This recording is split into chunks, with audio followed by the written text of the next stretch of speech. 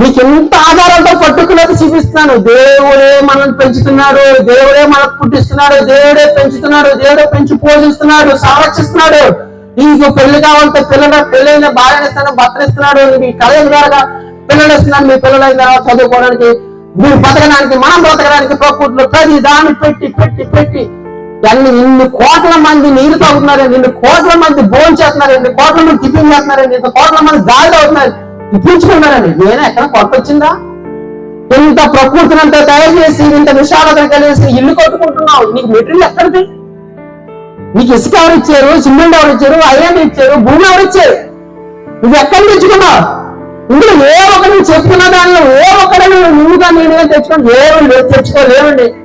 ఏమి తేడాము అంత దేవుడిచ్చిందే. ఈ రోజు ఏమి పట్టుకెళ్ళాం? ఇదిగో నా బిల్లు ఇదే అనుకుంటాను. నీ చనిపోతే ఇక్కడ ఉండిపోతుంది.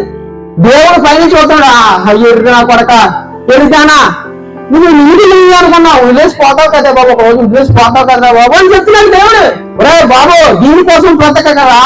సృష్టికర్తలైన నన్ను తెలుసుకో, నా కోసం బ్రతుకు, నేనున్నా లోకాన్ని నేను తీసుకెళ్తాను బైబిల్ చెప్తుందండి. నువ్వు బ్రతకోసం నీ కోసం కాదు, నీ కుటుంబం కోసం మాత్రమే కాదు, దేవుని కోసం బ్రతకాలి మనం. ఎందుకంటే ఆయన సృష్టికర్త.